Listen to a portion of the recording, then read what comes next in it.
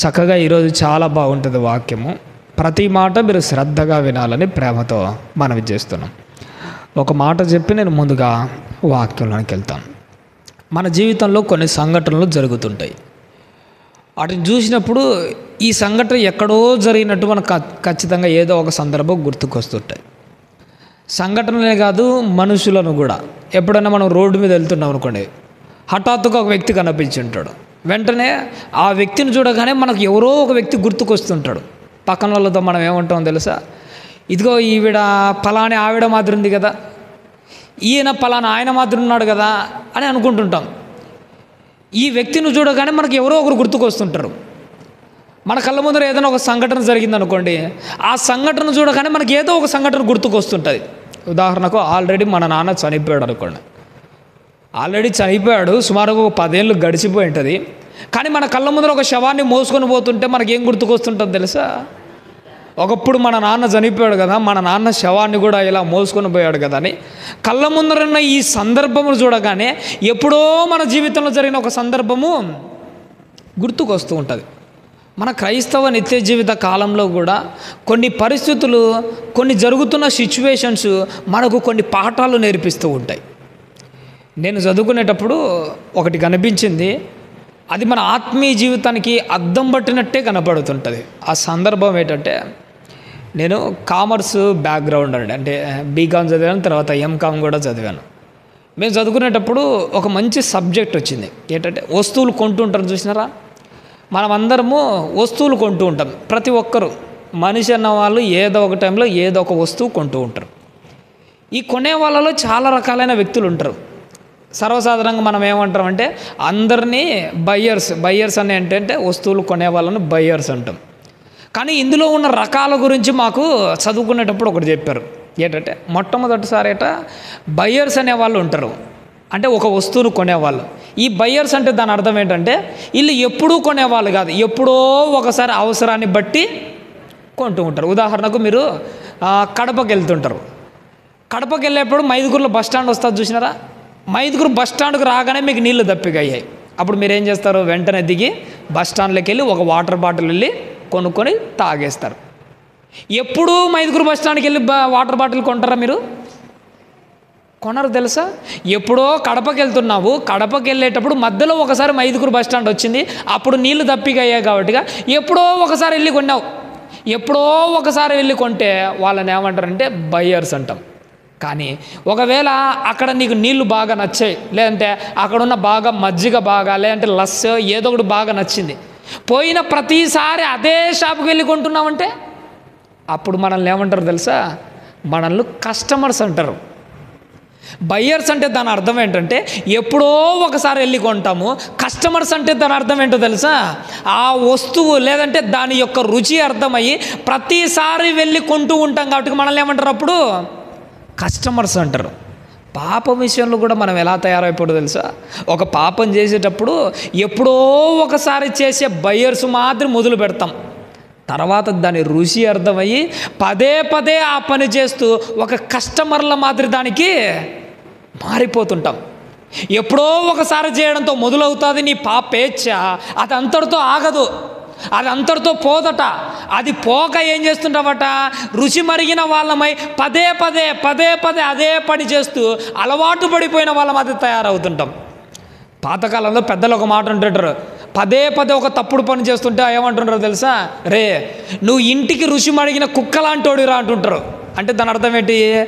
మన ఇంటికి రుచి మరిగిన కుక్క ఎలాంటిదట? కొట్టినా అది మన ఇంటి గేటు దాటిపోతుందా? కొట్టినా పోదు, ఏం చేసినా అది పోదు. ఎందుకంటే అది మన ఇంటికి అలవాటు పడిన కుక్క. రుచికి అలవాటు పడిన కుక్క కొట్టినా ఎలాగైతే పోదో, తిట్టినా పోదు, చీదరించుకున్నా పోదు, నేను ఇంతే అని అది అలానే ఉంటుంది. ఈరోజు ప్రజలు కూడా ఎలా అయిపోయారో తెలుసా? పాపం చేస్తుంటే చుట్టుపక్కల వాళ్ళు చీదరించుకొని చీ అన్న కానీ మనం ఆ పాప పనులు మానుకోవట్లే, ఆ పాప పనులు ఇడిచిపెట్టుకోవట్లే, అసహ్యం కలిగించే బ్రతుకులైనప్పటికీ వదిలేసుకోవట్లే. ప్రజలు ఇలా తయారైపోయాడు. ఎప్పుడో ఒకసారి చేయడం మొదలుపెట్టి ఎప్పుడూ చేసే స్థాయికి దిగజారిపోయారు. ఆ స్థాయికి వచ్చావంటే నిన్ను నన్ను ఎవడు కాపాడలేడు. ఈ కస్టమర్లలో కూడా 2 రకాలు ఉంటారు.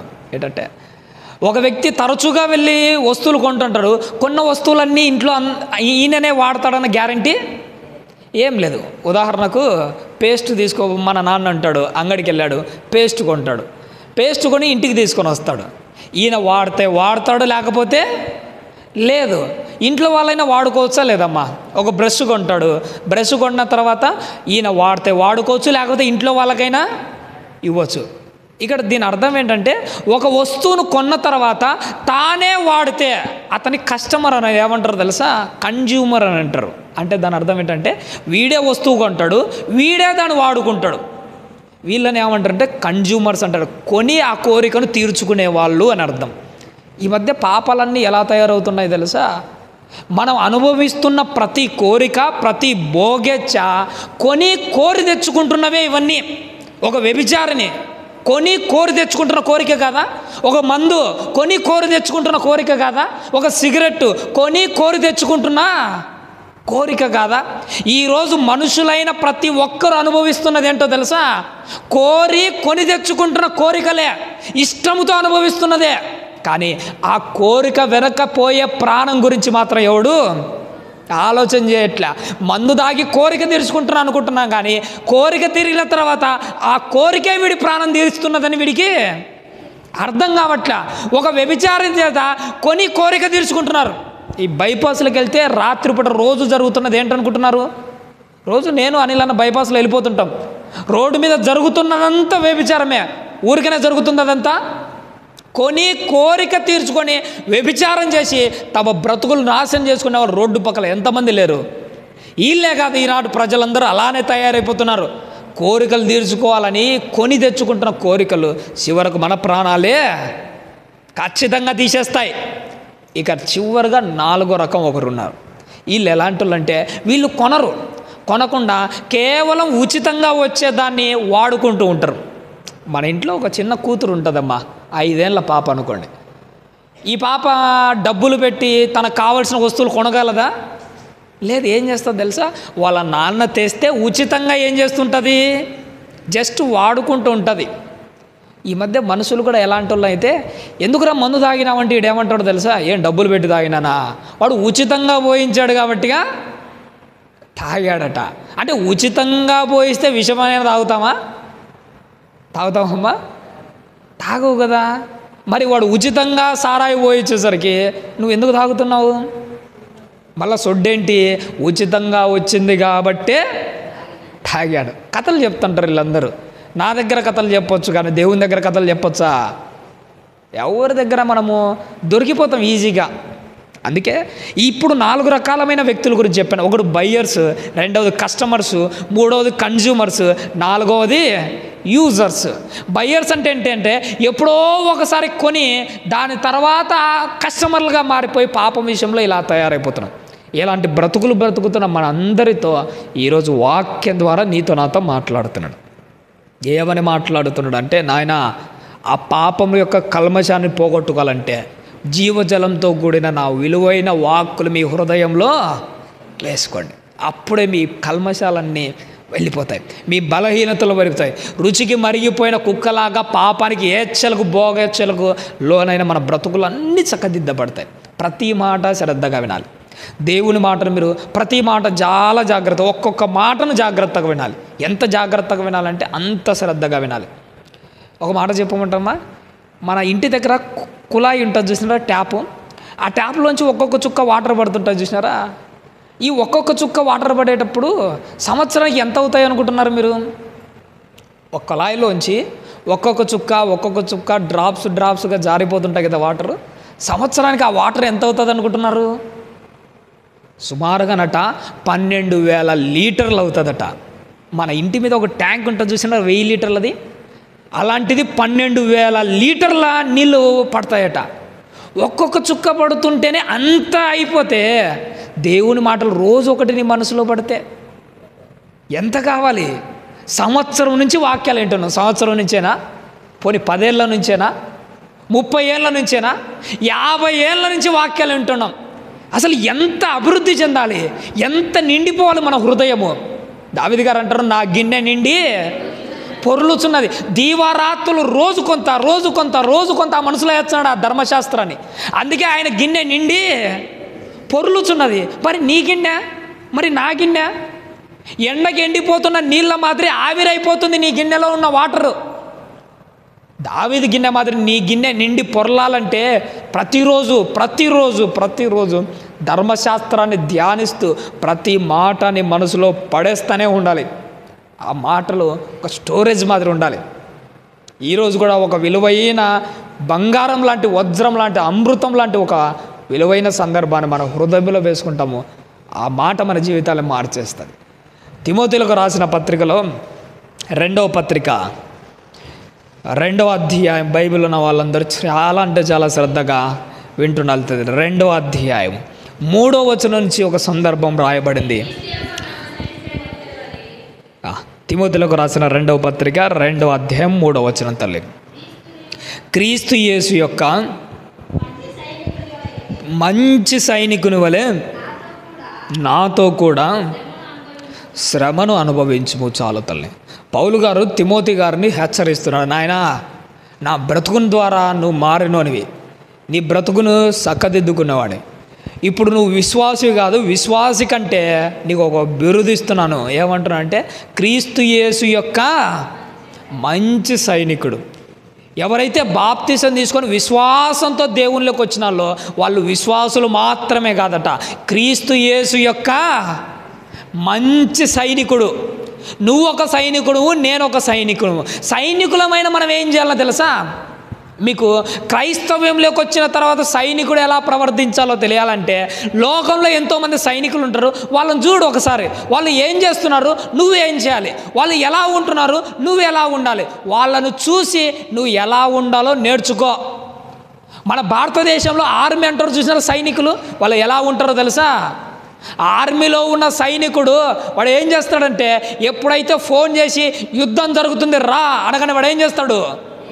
సైనికుడైన ప్రతి ఒక్కడు ఒకవేళ తాను కట్టుకున్న భార్య ఉన్నా యుద్ధం జరుగుతుంది రా అనగానే భార్యను వదిలేసిపోవాల్సిందే, కుటుంబాన్ని వదిలేయాల్సిందే, బిజినెస్ ఉన్నా వదిలేయాల్సిందే, ఏమున్నా కానీ అన్నీ వదిలేసి యుద్ధానికి వెళ్ళాల్సిందే. క్రీస్తు యేసు యొక్క మంచి సైనికుడు కూడా ఎలాంటి వాడో తెలుసా? నీకు ఈ లోకంలో ఎన్ని ఉన్నా కానీ గుర్తుపెట్టుకో, అవసరమైతే ప్రతి దానిని వదిలేసి వెళ్ళాల్సిందే. అది చివరకు నీ ప్రాణమైనా కానీ వదిలేసి వెళ్ళాల్సిందే. నాగటి మీద చెయ్యడం అంటే ఏంటనుకుంటున్నారు?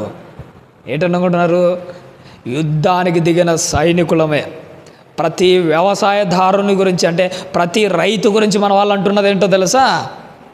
ఆ సైనికుడు బార్డర్లో యుద్ధం చేస్తే వ్యవసాయం చేసే రైతు సమాజం మధ్య ఉండి ఒక బీభత్సమైన యుద్ధమే చేస్తున్నాడు. నాగటి మీద చెయ్యేసిన ప్రతి రైతు ఒక సైనికుడే.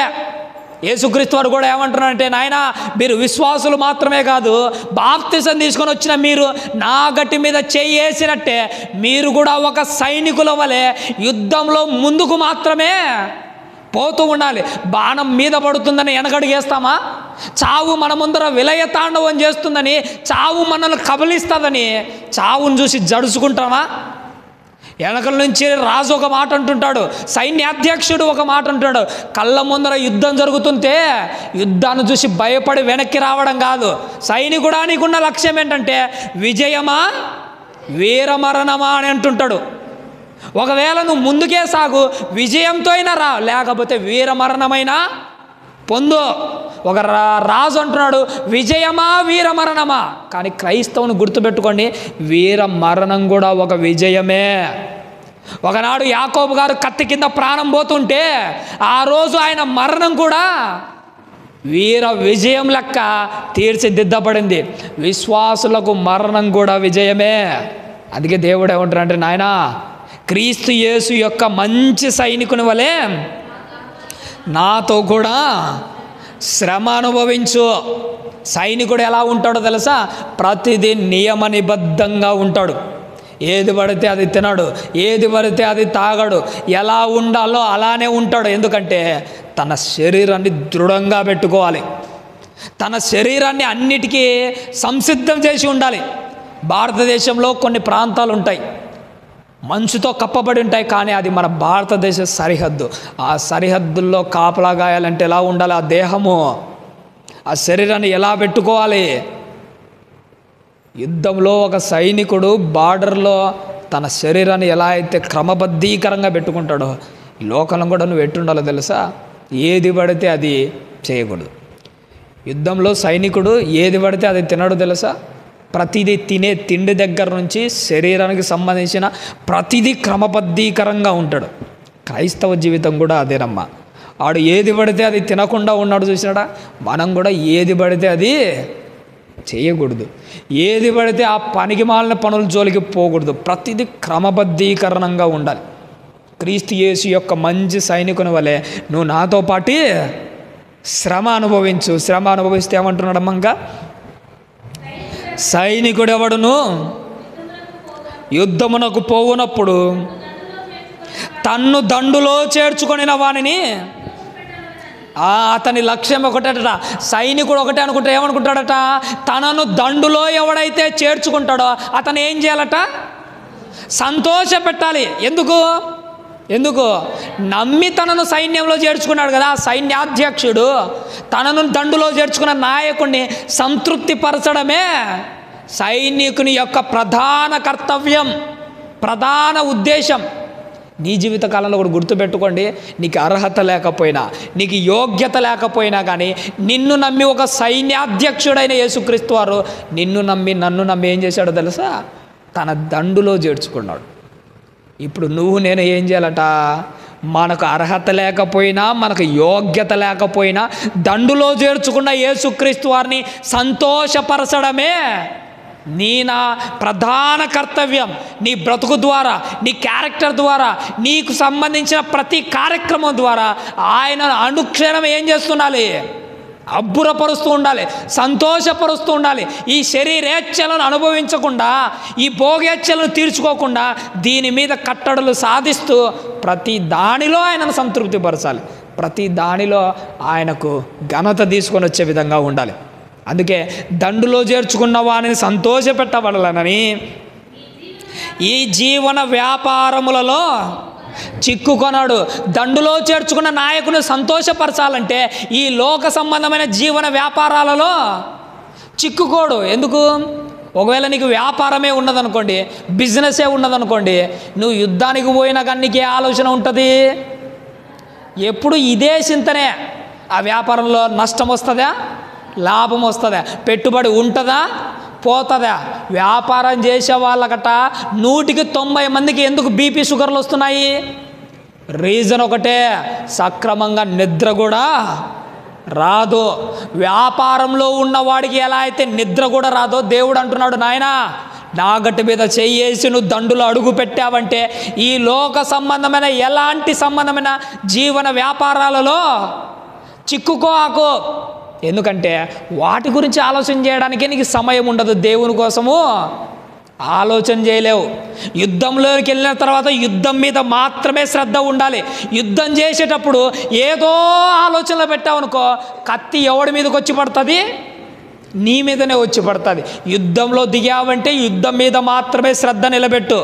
క్రైస్తవంలోకి అడుగు పెట్టావంటే పరిశుద్ధత మీద మాత్రమే శ్రద్ధ నిలబెట్టు.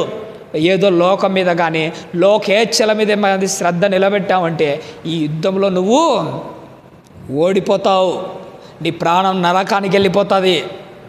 అందుకే దేవుడు ఈరోజు నీతో నాతో మాట్లాడుతున్నాడమ్మా. యుద్ధంలో చేర్చుకున్న వాడిని సంతృప్తి పరచాలి. పౌలు గారు అంటాడు, ఎందుకయ్యా నువ్వు పెళ్లి చేసుకోలేదంటే ఆయన మనసులోని మాట ఏంటో తెలుసా?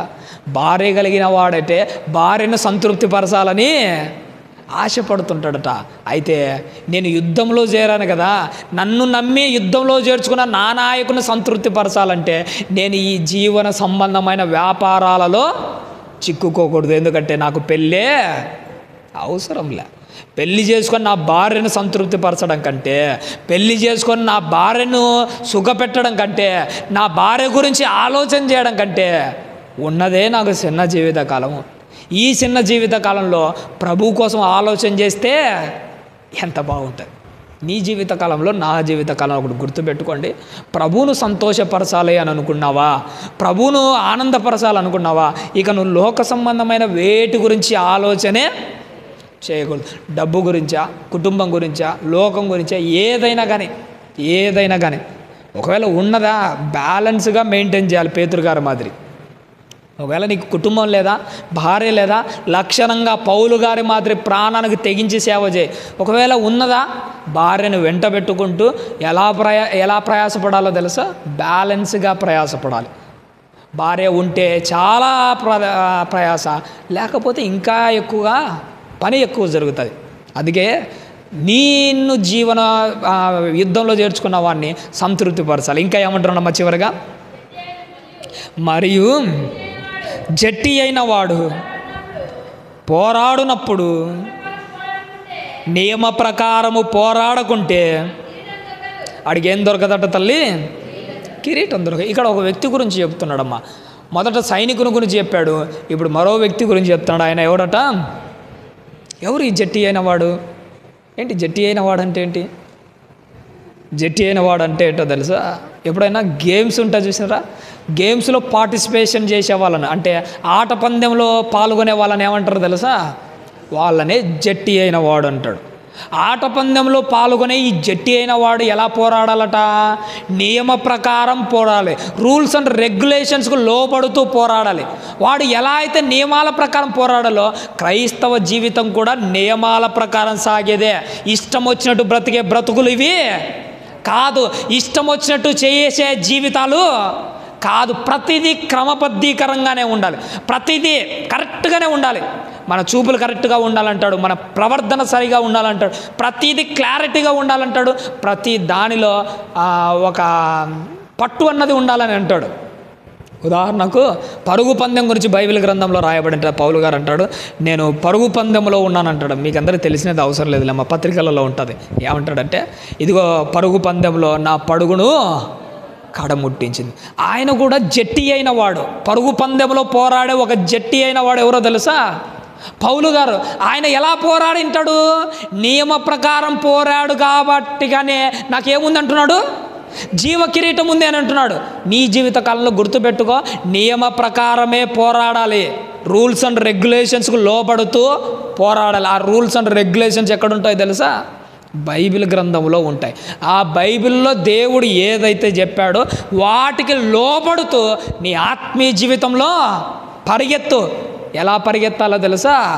నియమ ప్రకారం పరిగెత్తు, క్రమబద్ధీకరంగా పరిగెత్తు. ఇంకా చెప్పాలంటే ప్రాక్టీస్ బాగా చేసి యుద్ధంలోకి దిగు. యుద్ధంలో ఇప్పుడు పరుగు పందెంలో పోరాడేవాడు హఠాత్తుగా పరిగెత్తమంటే పరిగెత్తగలడా? ఒక కొన్ని సంవత్సరాల కిందట కానిస్టేబుల్ ఉద్యోగాల కోసం నోటిఫికేషన్ వదిలాడు చూశారమ్మా. ఆ కానిస్టేబుల్ యుద్ధానికి, ఆ కానిస్టేబుల్ పోస్టులకు నోటిఫికేషన్ వదిలినప్పుడు పరుగు పందెం పెట్టారు. పరుగు పందెం పెడితే చాలామంది ఊపిరి పీల్చుకోవడం ఆగి ఇబ్బంది పడుతూ గుండె ఆగి చనిపోయిన వాళ్ళు చాలామంది ఉన్నారు తెలుసా మీకు?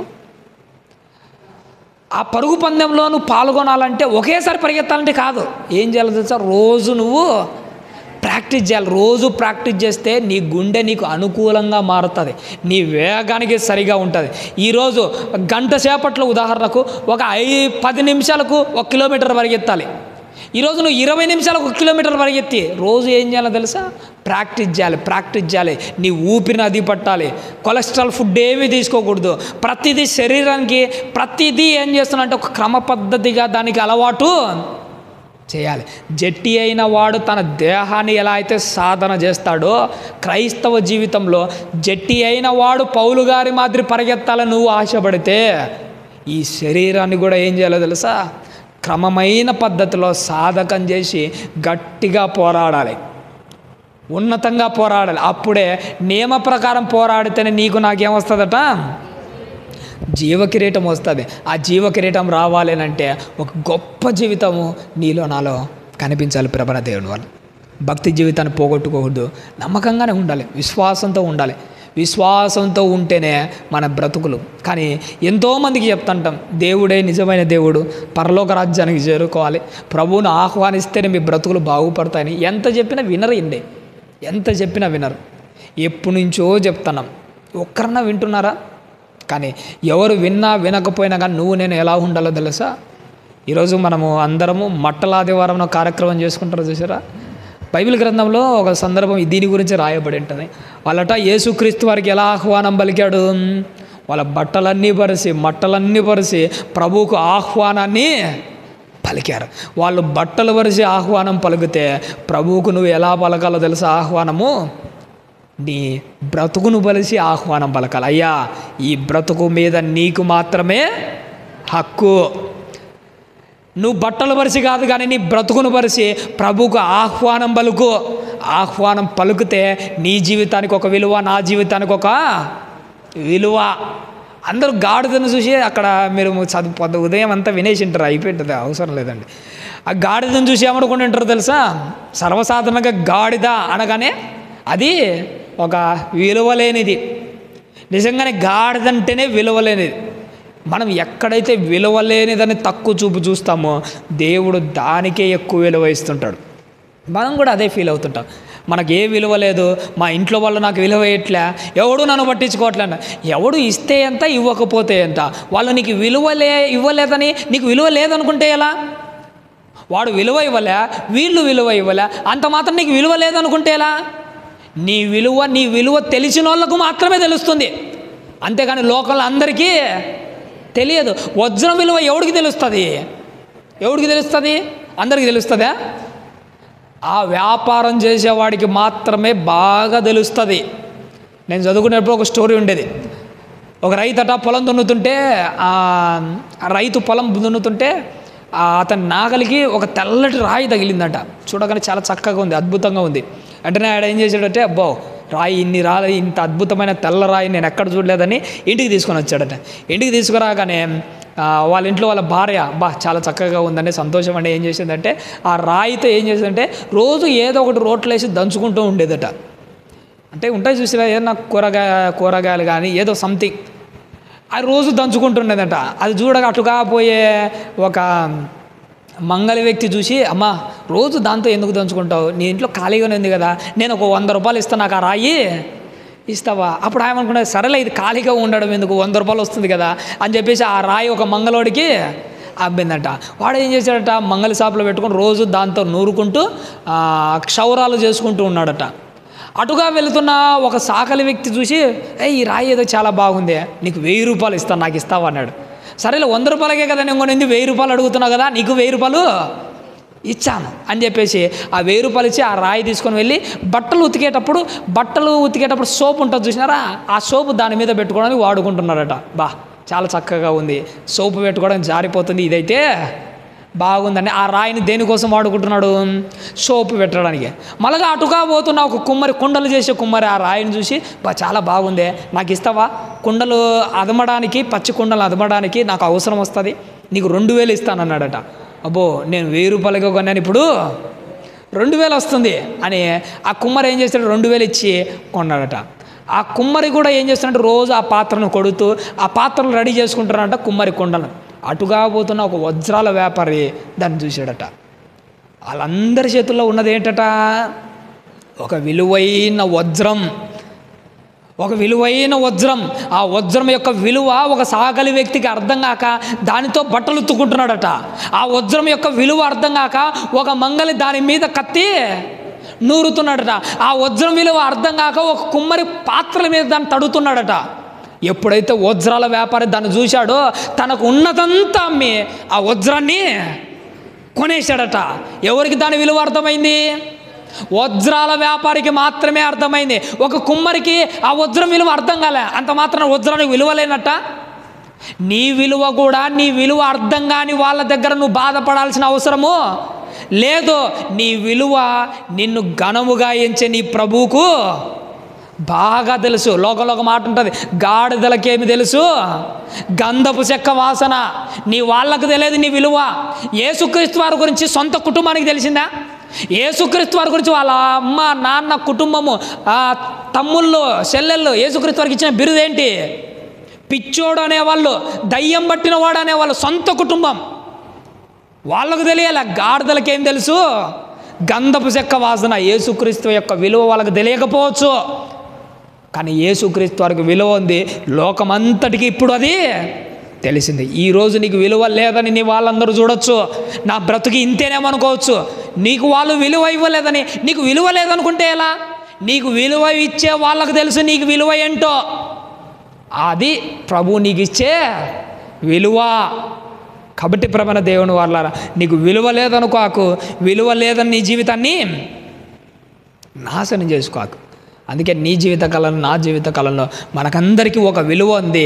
ఆ విలువను పోగొట్టుకోకూడదు. మనమందరం ఒక గాడిద చూసారా, ప్రభువును మోస్తూ తన జీవిత కాలంలో ప్రభువు కోసము తన జీవితాన్ని సమర్పించేసింది.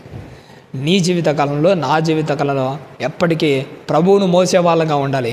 ప్రభువుకు ఒక మార్గాన్ని ఏర్పాటు చేసే విధంగా ఉండాలి. బాప్తీసం ఇచ్చి యోహాను ప్రభు మార్గాన్ని సరళము చేయుటకు వచ్చాడట. బాప్తీసం ఇచ్చి యోహానే కాదు, ఎన్నో ఆత్మలను ప్రభు దగ్గరికి రప్పించడానికి నువ్వు కూడా ప్రభు దగ్గరికి వచ్చి ఆ మార్గాన్ని నువ్వు కూడా ఏం చేయాలి?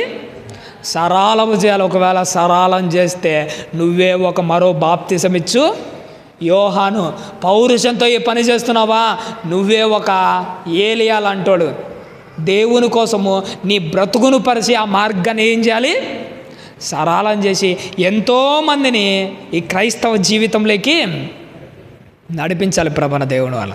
కాబట్టి విలువైన ఆత్మలుగా, జట్టి అయిన వాళ్ళ మాదిరి, ఒక సైనికుల మాదిరి క్రమపద్ధతిగా పోరాడుతూ, పాపాన్ని అంటించుకోకుండా పరిశుద్ధంగా బ్రతుకుతూ ఒక ఉన్నతమైన లోకంలో అడుగు పెట్టడానికి వెనకడుగు వేయకుండా నాగటి మీద చేసిన మనము ఊపిరున్నంత వరకు లక్ష్యం కోసమే పోరాడాలి. ఊపిరున్నంత వరకు పరలోక రాజ్యం కోసమే పోరాడాలి. ఖచ్చితంగా పరలోకానికి వెళ్ళాలి, దేవుని దగ్గర నిలబడాలి. నీ జీవితం, నా జీవితం కూడా గుర్తుపెట్టుకోండి. ప్రభువును మాత్రమే సంతోషపరచడానికి ప్రయాసపడు. లోకంలో అందరినీ సంతోషపెట్టాలంటే ఎవడి వల్ల కాదు, ఎవడి వల్ల కాదు. కట్టుకున్న భార్యను సంతోషపెట్టాలంటేనే ఎవడి వల్ల కావట్లే. కట్టుకున్న భర్తను సంతోషపెట్టాలంటేనే ఎవడి వల్ల కావట్లే. అందరినీ సంతృప్తిపరచాలంటే నీ వల్ల కాదు, నా వల్ల కాదు. ఎవరిని నువ్వు సంతృప్తిపరచాల్సిన అవసరం లేదు. నీ భక్తి ద్వారా దేవుని ఒక్కని సంతృప్తిపరచు. అందుకోసమే దేవుడు అంటాడు, తను దండులో చేర్చుకున్న వాణ్ణి సంతోషపరచడమే క్రైస్తవుని యొక్క లక్ష్యం. నీకు ఆ లక్ష్యం ఉంటే పరలోక రాజ్యానికి నువ్వు వెళ్ళిన తర్వాత నిన్ను చూడగానే బల నమ్మకమైన మంచి దాసుడు, ఆయన సంతోషపడితేనే నువ్వు పరలోకానికి వెళ్తావు. ఆయనను సంతోషపరచలేకపోతే నువ్వు పరలోకానికి వెళ్ళలేవు. జట్టి అయిన వాడు నియమ ప్రకారం పోరాడి ఎలా అయితే కిరీటాన్ని సంపాదించుకుంటాడో, నీకోసం నా కోసం కూడా ఒక జీవ కిరీటం ఉంది. నియమ ప్రకారం పోరాడు, ఆ కిరీటం నీదే. నీ కిరీటం పక్కనోడు అపహరించకొని పోకుండా చూసుకో. నీది నీకే కావాలి, నీ గౌరవం నీకే ఉండాలి, అన్నీ నీది నీకే దక్కాలి. నీది పోరాడి సంపాదించుకోవడంలో ఎప్పటికీ వెనకడుగు వేయకు. కుటుంబంలో 3 పిల్లలుంటే పెద్ద కొడుకు ఆస్తి అంతా నాదే అంటే చిన్న కొడుకు వదిలేస్తాడా? నాకు రావాల్సింది, నాకు దక్కాల్సిందని పోరాడి ఏం చేస్తాడు? సంపాదించుకుంటాడు. పరలోకంలో నీకు స్థలాలు ఉన్నాయి, పోరాడితే జీవ కిరీటం ఉన్నాయి, అన్నీ ఉన్నాయి. నీకు రావాల్సిన ఆస్తది క్రమబద్ధీకరణతో నియమ ప్రకారం పోరాడి నీకు రావాల్సింది నువ్వు సంపాదించుకో. ఎలా సంపాదించుకోవాలంటే భక్తితో సంపాదించుకో, విశ్వాసంతో సంపాదించుకోండి, దేవుని దగ్గర వినయంతో సంపాదించుకో. అలా మీరు, నేను ఒక నమ్మకమైన జట్టి అయిన వాడి మాదిరి ఉండాలని ఆశపడుతూ ఓపికతో విన్నందుకు మీకు అందరికీ నా నిండు మనసుతో వందనాలు.